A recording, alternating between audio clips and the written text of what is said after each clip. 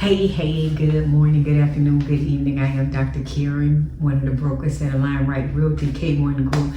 And I'm always thinking, Dr. Karen is always thinking, but I'm always thinking how real estate agents can become a six-figure realtor. I wish I could do it for them, but unfortunately I can't do it for you. If I could, I would, but I ain't because I can't. And that's just it in a nutshell. Anyway, I want to go over 7 activities that I think you should be doing as a new agent. But what if you're not making six figures? I'm going to say this is for you too. I had to actually write it down so that I can make sure that I remember these things so that we can talk about them. Number one, I'm going to say join the right broker. When agents come to me, I always tell them that make sure it's a good fit. If I'm not a good fit for you, then I'm not the company. And most times when I say the good fit, it's almost like you should have the same chemistry as the person that you're going to consider your leader. Even though you can go to any real estate company, but try to, if you're new, because you're going to need to talk to somebody. You're going to need hands-on unless you're already mastering the game. But if you're brand new, you're going to need somebody that you can talk to. And most times we look to do that with our broker, and we want to see if we have the same culture, the same spirit, the same fit. So I'm going to say join the right brokerage, and then once you identify that, see if they have the tools that you need to succeed. And come in. When you come in with your plan. Come in with what your plan is, and whatever your plan is, see if they can help you get to your plan. Remember now, it's about you. So see if they can help you get to your plan. So I'm going to say find the right brokerage, because we're the brokerages, real estate brokerages are like churches now. We're on every corner. We're like 500 on every corner, so you can go anywhere you want to. And the good thing about it, if you do come with a broker and you don't like it, you can leave that same day or that same minute or that same hour. So I'm going to say find the right brokerage. Number two, I'm going to say build your database. I remember when I first started, we didn't have that social media, so I had to build my database. I was a master at it. I was a master at following up. So build your database. Start putting people into your contact relation management. So that's one of the things that you want to make sure that your brokerage has, is that you have access to a CRM. You want to start building your database, because these are the people that's going to help you get business, and you want to stay in their face. You want to stay in their face. So I'm going to say build your database and put the information in your CRM. You should every week at least minimum put 10 people in your database every week. And if you don't have those people in your phone, then you need to go out and start networking, start meeting people. Every week you should put 10 people in your database, and that's minimum. I really want to tell you 50 if you want to be 10x. Say 50. So build your CRM, build your database. Number three, schedule activities that drive business to you. Schedule activities that drive business to you.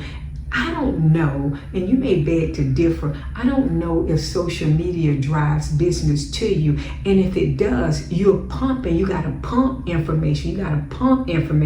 That's a long haul game, as opposed to if you get on the phone and prospect or you door knock. So I'll take that back. Social media will drive business to you, but you got to 10x social media. You can't just post things on there. You have to, number one, talk to your audience. You have to, number two, you have to DM people. Number three, you have to make comments. Number four, you have to give good information. So you got to be intentional with social media, not stalking everybody else's page and not doing anything. But if you're intentional with it, and you go and post in 10 people's DM every day, you go and post 5 videos per day, and you start talking to your audience, you start commenting, you start going to their pages. Now you're interacting with people, and you're busy, and now you're being intentional. So I can say that way you can do it. And you spend 2 hours on that a day, if that's what you want to use, if that's a format or a platform that's going to drive you business. But whatever it is, the activities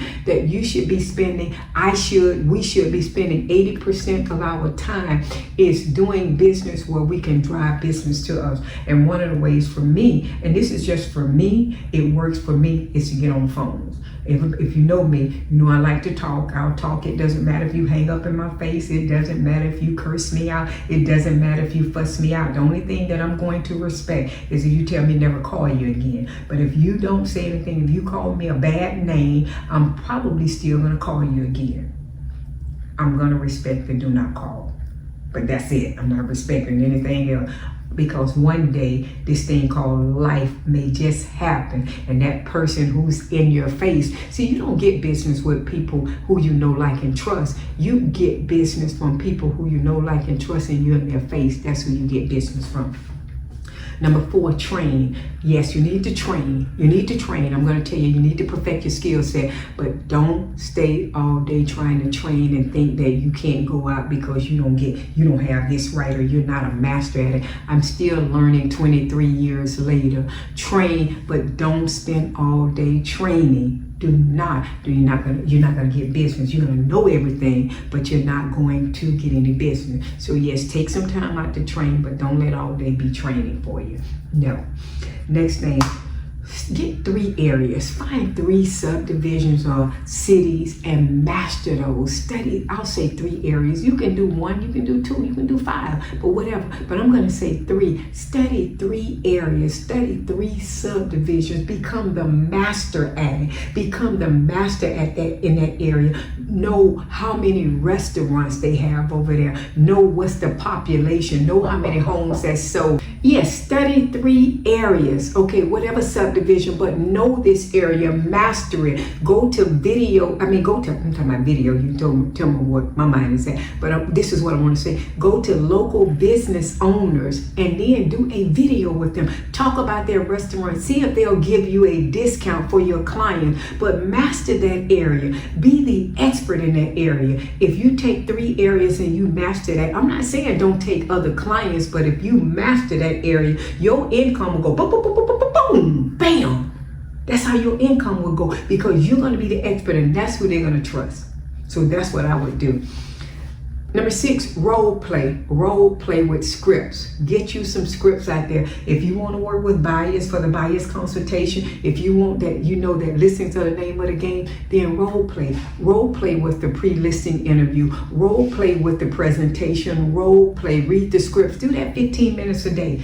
Do that 15 minutes a day, and watch how you level up, and watch how your business change. Watch how it changed. And number seven, I like when I really got something, I say drum roll, drum roll, drum roll.